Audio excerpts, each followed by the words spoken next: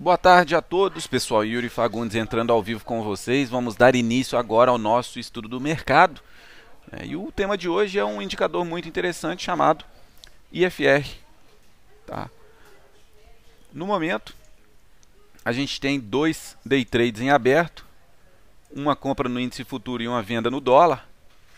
A venda no dólar foi enviada em 3214, motivado por um teste de resistência no gráfico de 5 minutos e uma compra no índice em 64945 com um teste de suporte também no gráfico de 5 minutos.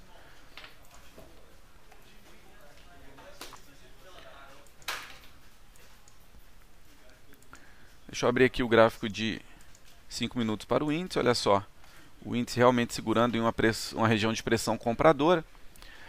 Segue saudável e o dólar também no preço de entrada. Antes de mais nada, eu quero saber se o áudio e o vídeo está ok para a gente dar continuidade para o nosso estudo.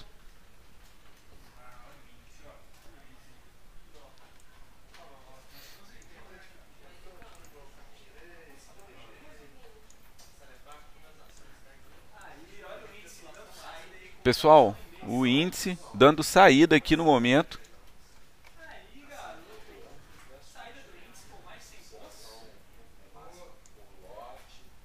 Encerramento do índice em 65070. Excelente saída aí para o índice futuro. Boa tarde, Rogério Molina. Muito obrigado pelo feedback.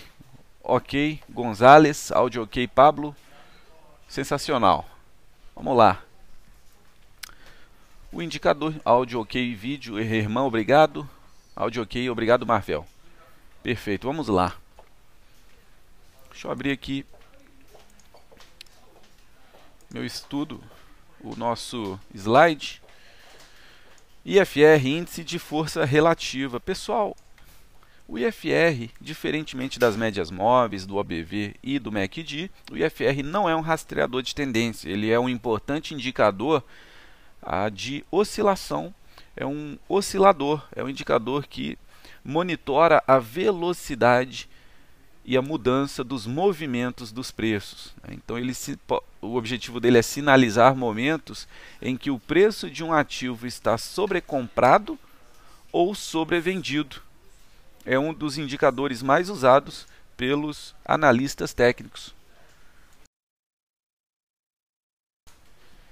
E aí ele foi criado por um cara chamado Alice Wilder, e ele é calculado de uma maneira um pouco complexa, mas eu vou explicar com detalhes aqui para vocês. O IFR, o cálculo básico dele, é 100 menos 100 dividido por um divisor, que é 1, alguma coisa, né? 1 mais um índice chamado FR, ou seja, força relativa, é um valor que varia entre menos 1 e mais 1.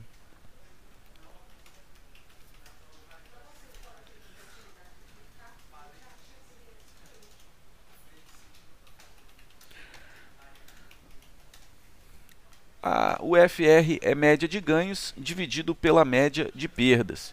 Só que média de quantos ganhos e média de quantas perdas? Isso vai depender do período que você vai programar, configurar no seu indicador. O padrão é o período de 14 candles. Né? Então, o padrão sugerido pelo criador do IFR é de 14.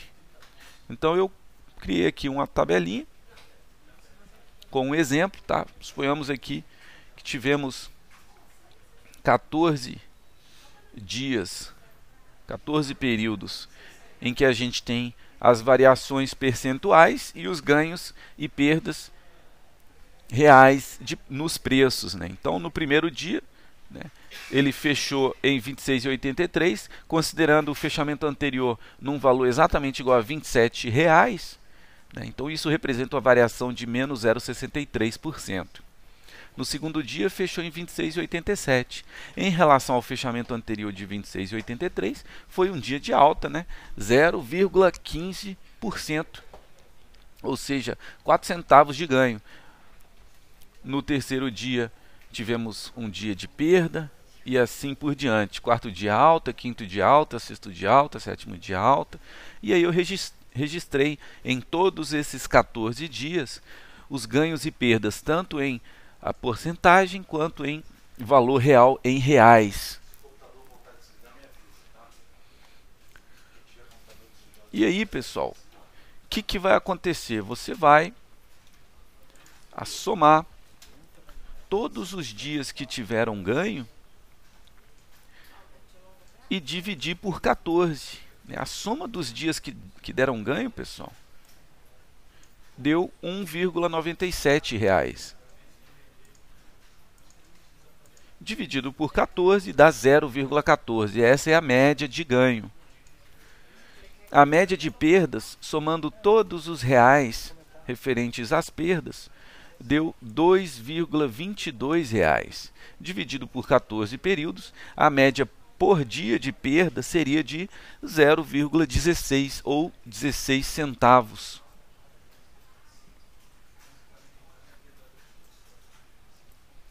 E aí, a força relativa é a média de ganho dividido pela média de perda.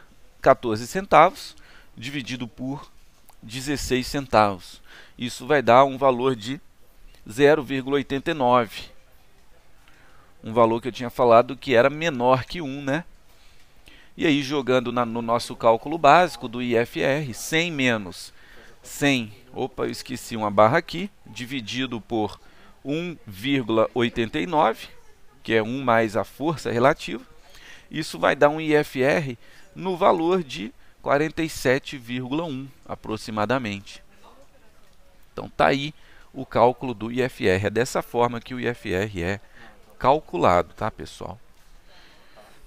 É um cálculo assim bastante simples, mas a gente tem que passar os detalhes para que não fique nenhuma dúvida, né? Provavelmente em toda a vida de investimento de vocês não vão precisar saber como faz esse cálculo, mas é interessante ver pelo menos uma vez como que ele é formado, de forma que venha ampliar um pouco seus conhecimentos e entender um pouco qual é a relevância da mudança de períodos, por exemplo, né, e por quê, e como que a mudança de períodos impacta nos cálculos. Perfeito. Nesse sentido, vamos lá, eu trouxe aqui um primeiro gráfico aqui de exemplo. Vamos falar um pouco sobre esse gráfico. Ok. Primeira característica do IFR, pessoal, é que a escala de oscilação ela é fixa, tá? Ela sempre vai variar dentro de uma escala de 0 a 100. A segunda característica é que possui regiões de sobrecompra e sobrevenda. A região sobrecomprada geralmente está um valor bem alto nessa escala. Então, acima de 70 a gente já pode considerar uma região de sobrecompra. Veja que nesse gráfico que eu estou mostrando para vocês,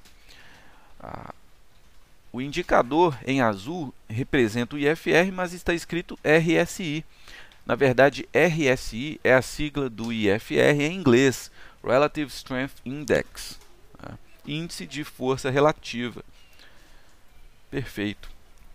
E aí, toda vez que ele está acima de 70, 70 é o patamar em vermelho, né? A reta horizontal de vermelho. Então, acima desse patamar, podemos dizer que o preço do ativo está sobrecomprado. A reta em azul é a reta que representa o início da região de sobrevenda, né? Então, toda vez que o preço do ativo está abaixo dessa reta horizontal, podemos dizer que o ativo está sobrevendido. E aí, esses valores do IFR, eles podem variar de acordo com a tendência vigente, aumentando dentro de uma tendência de alta e diminuindo dentro de uma tendência de baixa.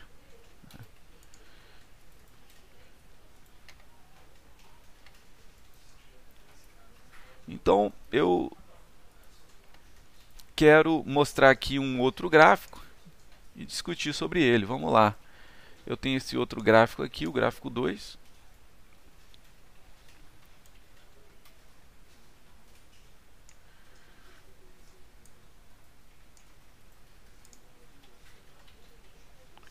Olha só.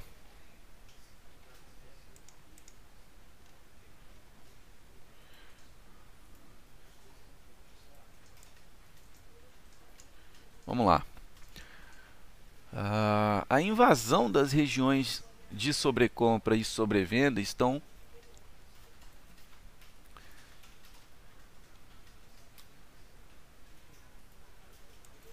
Espera aí, pessoal, eu coloquei o gráfico 3. A invasão das regiões de sobrecompra e sobrevenda estão sinalizadas aí com essas setas em vermelho e azul. As setas vermelhas representam os pontos em que invadiu a região de sobrecompra, e as setas em azul representam as regiões que invadiu a região de sobrevenda. Quando o IFR está acima de 70 pontos no valor do índice, né, aumenta-se a chance do preço reverter o movimento de alta para baixa. E esses momentos estão sinalizados pela seta vermelha. Quando o IFR está abaixo de 30 pontos, aumenta-se a chance do preço reverter o movimento de baixa para alta, conforme destacado pelas setas na cor azul. E aí, esse seria um momento interessante para operações de compra.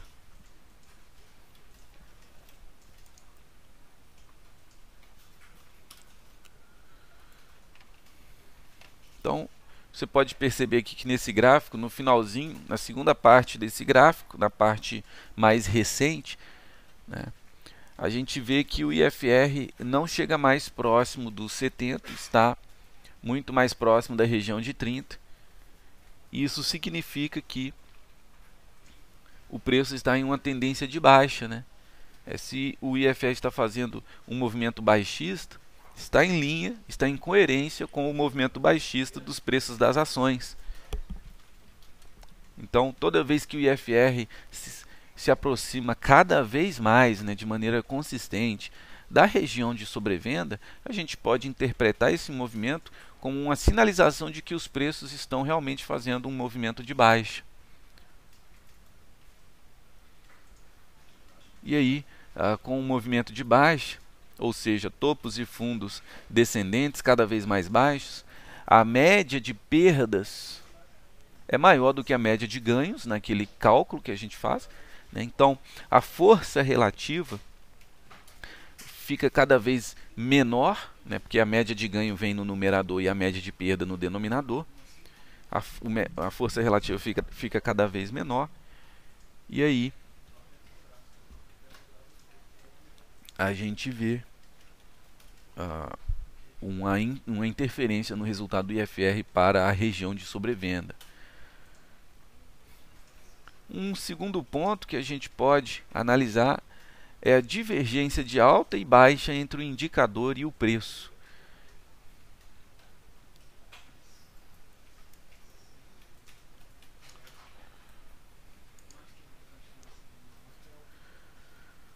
Os indicadores de divergência são os indicadores mais significativos do IFR, tá? É muito interessante.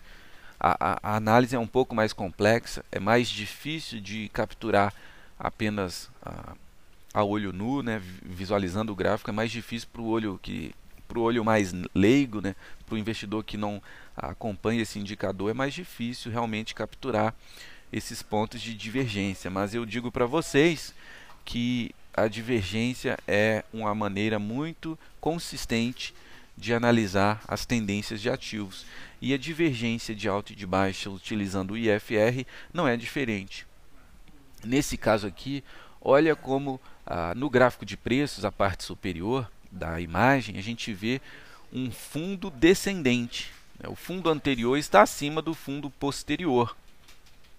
Então a gente vê uma tendência de baixa, pernas de baixa, mais longas do que pernas de alta, que são as pernas de correção dentro do movimento baixista. Nesse sentido, a gente vê que exatamente onde o preço fez um fundo anterior, o IFR também fez o fundo. Quando o preço fez um fundo posterior abaixo do fundo anterior, o IFR fez um fundo posterior acima do fundo anterior. Olha a divergência aí ocorrendo, né? Em vez de seguir fazendo um fundo abaixo, igual os preços fizeram, o IFR fez um fundo acima, né? Então a gente vê aqui uma divergência de alta nesse gráfico que eu estou mostrando na tela para vocês. Então aumenta a chance de fazer uma reversão do movimento baixista dos preços para um movimento altista. Nesse ponto, pessoal, seria muito interessante abrir uma posição de compra aqui no segundo fundo dos preços, que coincide com o segundo fundo do IFR, né? Principalmente se nesse segundo fundo dos preços houver uma região de suporte. Pessoal, recomendação do dólar na tela para vocês. Uma recomendação de compra no preço de 3215,50. Pullback no gráfico de 5 minutos.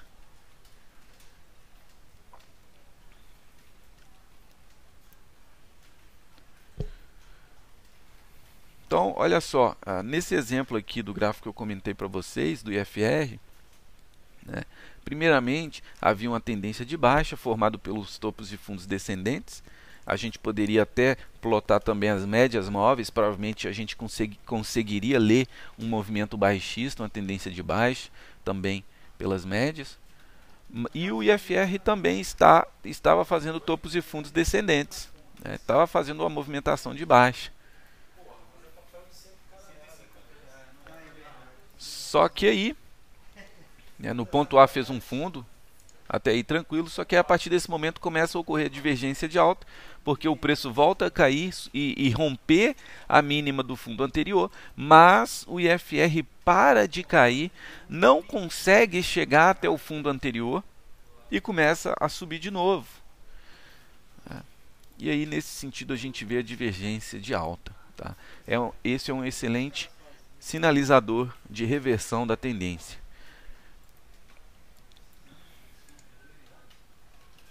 Então a gente prefere optar por compras contra a tendência nesse caso. Perceba, pessoal, que a gente ainda não viu no preço, se a gente olhasse só o preço, a gente não viu um pivô de alta. Na tendência de médio prazo, a gente colocaria ainda tendência de baixa, topos e fundos descendentes, de acordo com os preços, né? As médias móveis também continuariam apontando para baixo, a curta provavelmente abaixo da média lenta, da média longa, tá? E aí a gente, mesmo assim, optaria por operação de compra, porque muita gente leiga, né, que não conhece desse tipo de indicador, iria achar que esse tipo de operação contra a tendência é ruim porque não gosta de operar contra a tendência, dar sinais falsos. Não é nada disso, pessoal. Nesse caso aqui, quem conhece a leitura do IFR de acordo com a divergência de alta sabe que aqui seria uma excelente compra contra a tendência. Isso porque já há um sinalizador de que existe uma grande chance de haver uma reversão da tendência de baixa para alta.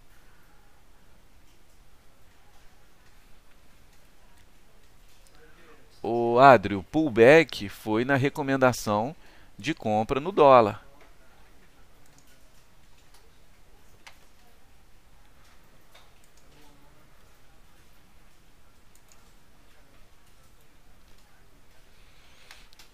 Então tá aí, pessoal, nós encerramos o nosso estudo sobre o IFR, tá? Eu queria só adicionar uma informação aqui, de acordo com esse gráfico que está aqui na tela. Quando um ativo rompe uma região de sobrecompra, ou seja, ele passa a ter um IFR acima de 70, e eu estou usando nessa minha imagem um IFR de 14 períodos, né? Isso não quer dizer que dá a oportunidade de venda. Ele pode estar ainda dentro de uma tendência de alta, só que mostrando sobrecomprado porque já está esticado. Isso não quer dizer reversão. Percebam que o IFR não é um rastreador de tendência, ele é um oscilador. E como que eu consigo extrair uma leitura de reversão de tendência através de um indicador de oscilador? Além da divergência, né, as divergências de alta e de baixa, a gente consegue perceber que pode haver uma reversão da tendência se, após perfurar para cima a região de sobrecompra, o IFR volta a entrar dentro dos 70 pontos, ou seja, abaixo da região de sobrecompra. Nesse caso, quando ele sai da região de sobrecompra, aí sim a gente pode optar por uma operação de venda, né? Não há venda, não vemos uma operação de venda quando ele está sobrecomprado, porque existem ativos que continuam em tendência de alta e estão com o IFR acima de 70 ou às vezes até acima de 90, né? Isso significa que a força altista está muito consistente. Como você vai abrir uma operação se a força do IFR está consistente? Aí você teria que ter uma convergência mínima de fatores para conseguir fazer isso. Só pelo IFR não daria venda, tá, pessoal? É por isso que muitas vezes a gente consegue abrir até compra com o IFR sobrecomprado. Por quê? IFR sobrecomprado não indica tendência de baixa. Sobrecomprado pode indicar que a tendência altista está muito forte. E ele vai continuar indicando sobrecomprado porque o preço já está muito esticado, mas pode acelerar rompendo as máximas dos candles anteriores e assim por diante. Então a gente sempre opera considerando uma convergência mínima de indicadores. É isso aí, eu acho que deu para a gente passar pelos principais pontos do IFR. Vamos voltar aqui para a tela do Toro Radar. A gente está com uma operação no dólar, em day trade, tá? Pullback no gráfico de 5 minutos. A gente recomendou no preço de 3215 e 50 até 3216 e 50. Vale a entrada, tá, pessoal? Olha só. O stop fica em 3211. 4,5 pontos de stop.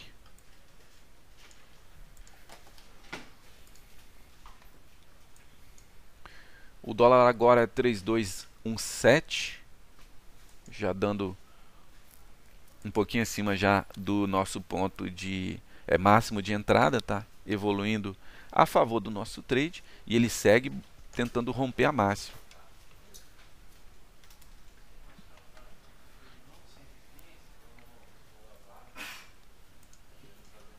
Olha o índice, 64,980. O índice eu só vejo a entrada na venda, pessoal, se ele perder os 970 ali, 960. Né? Só que o alvo ficaria curto, né? Olha só, 920 tem um novo fundo ali anterior. Se perder o 920 seria o ideal para uma operação de venda. Por enquanto eu fico de fora. Operação de curto prazo, temos apenas o índice S&P, o S&P 500, que acompanha as 500 maiores empresas dos Estados Unidos. A gente está comprado, tá? Para curto prazo. Lembrando que o S&P para curto prazo sofre ajuste diário, né, pessoal?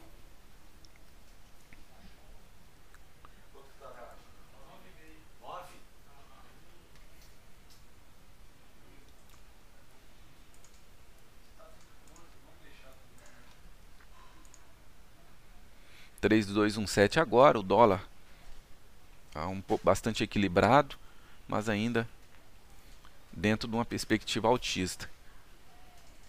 A gente vê um volume mais fraco no gráfico de 5 minutos.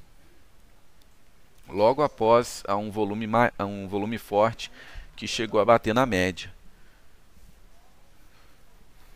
Por enquanto, sim, Guest.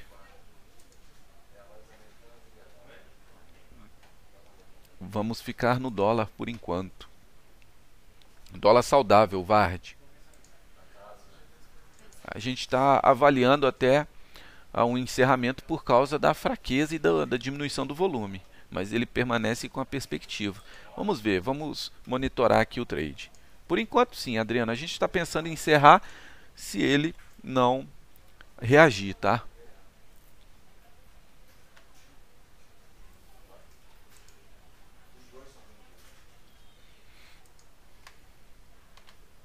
Book equilibrado no momento, então a gente avalia o encerramento se o dólar não reagir.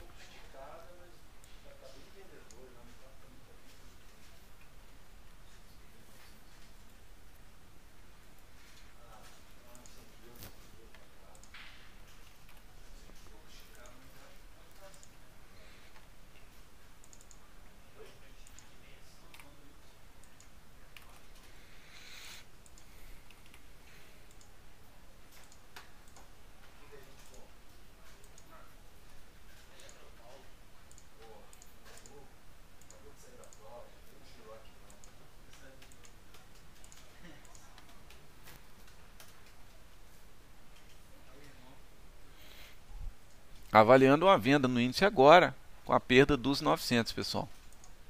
A gente encerrou o dólar agora no 3,21650, um pontinho só, praticamente no 0 a 0. Então, realmente a gente preferiu ficar de fora porque ele ameaçou fazer essa perna de correção no intraday.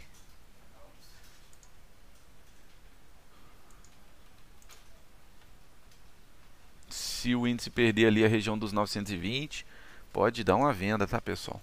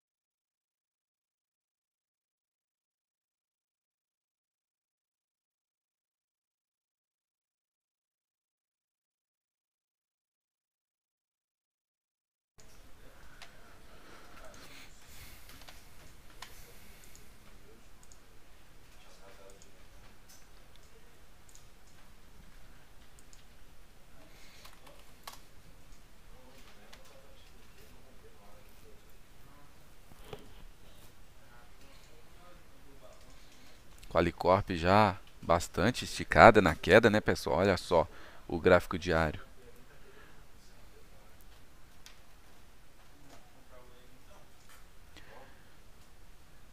O mais provável é que ela venha recuperar um pouco antes de retomar as quedas, porque ela já está bem esticada abaixo das bandas de Bollinger, mas ao mesmo tempo eu não faria uma compra contra a tendência porque o candle de força muito pesado, volume acima da média na queda, a convicção a vendedora está muito forte. Então é um cenário aqui em que eu realmente ficaria de fora.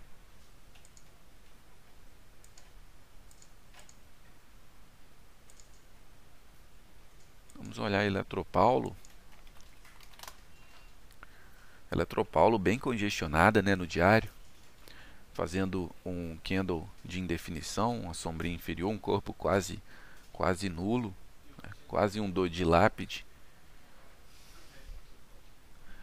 E os preços agora dentro das médias móveis, distante suporte e resistência. Bandas de Bollinger já bem contraídas há alguns meses, né? Ou melhor, semanas, né? Aqui é o gráfico diário. Então eu ficaria de fora. Eu coloco em destaque porque um rompimento dos 12,90 ou uma perda dos 11,70 pode acelerar as quedas. Mas a amplitude dos movimentos dos preços está bem curta, né? Então vai demorar um pouquinho para ela conseguir romper.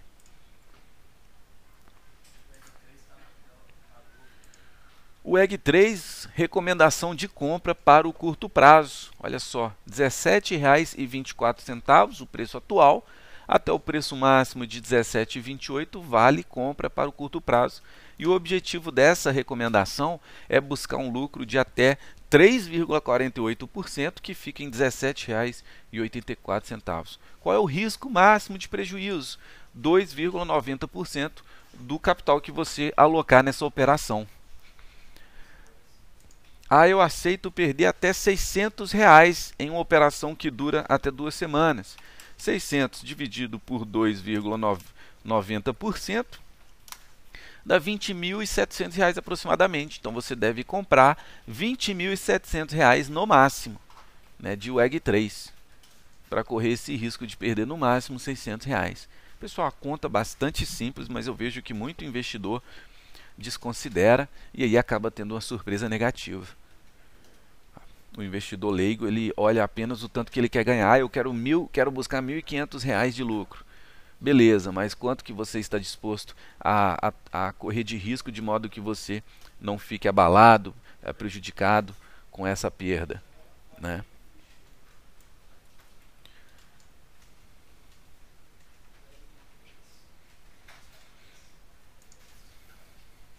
Pullback em tendência principal de alta, apontando para a aceleração do movimento do curto prazo. O WEG 3, excelente. Testando a média de 21, né, pessoal, e um gap anterior. É isso aí.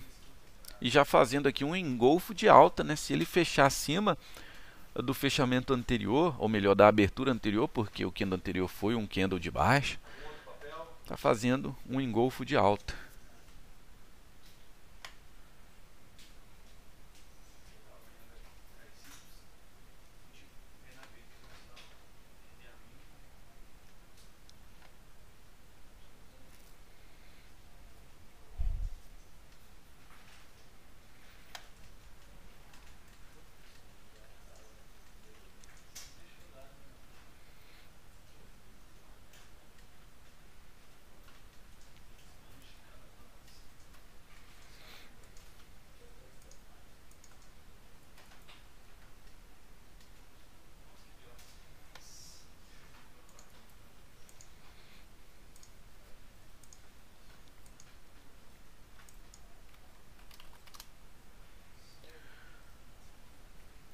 Pessoal, eu estou com o CMYG 4 aqui aberto e eu quero apontar aqui uma análise, uma leitura interessante, que é um caso de divergência de baixa. A CMYG 4, pelas médias móveis e pelo gráfico de preços, a gente vê que está em tendência clara de alta no médio prazo. Olha só, topos e fundos ascendentes, médias móveis positivamente inclinadas, né, e média rápida, a linha verde, acima da média lenta, que é a média de 21, a linha vermelha. Perfeito, cenário claro, altista, né? Só que a gente vê, pessoal, que ela fez um topo onde? No dia 22 de fevereiro. Olha lá embaixo, no MACD. O MACD também fez um topo, a linha verde. E aí, vem fazer um topo acima do topo anterior, nesse candle verde aqui, no dia 7 de março, anteontem. E no mesmo dia, o MACD fez um topo duplo, que é um topo no mesmo patamar que um topo anterior. Essa é uma divergência média de baixa, né? Uma divergência média de baixa. Isso sinalizaria uma reversão da tendência de alta para baixa, né? Eu só não abriria uma venda aqui porque ela já está esticado na queda, né? Já caiu bastante ontem e hoje e está um pouco próxima já do suporte e um pouco distante da resistência. O preço atual fica em 10,85, né? A resistência está em 11,65, 11,70 e o suporte está em 10,45. Então eu ficaria um pouco receoso com a relação de risco e retorno e essa distância do suporte e da resistência. A gente não vê nenhum patamar interessante no preço atual de 10,85. Mas veja também que o MACD está ameaçando cruzar para baixo, né, o que sinaliza o início de uma força preponderante na venda, né. O legal é a gente monitorar o que ela vai fazer nos próximos dias, tá? O que a CEMIG 4 vai fazer daqui para frente, aí, amanhã e na semana que vem. Amanhã, sexta-feira, último dia de pregão dessa semana.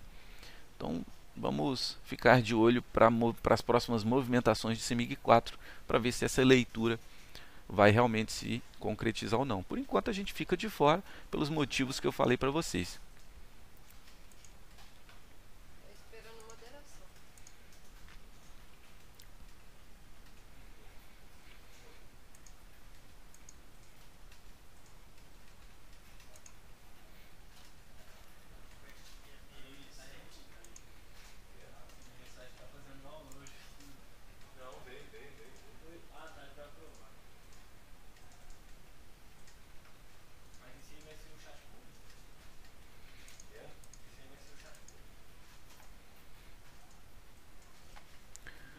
Fagundes, comenta para nós o índice e o dólar. Vou comentar, Galo.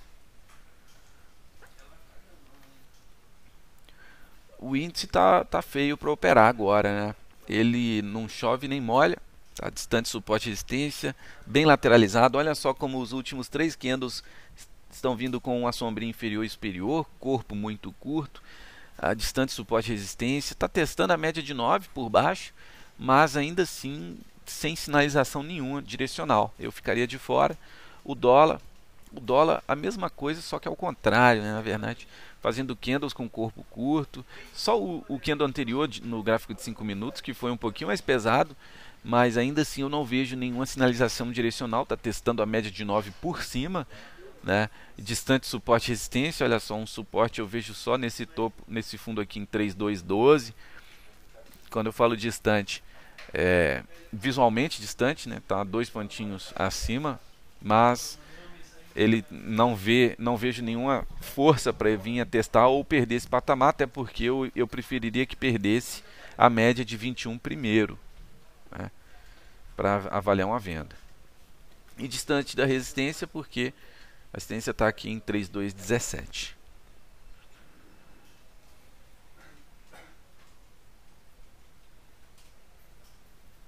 Por nada, Afonso Castro.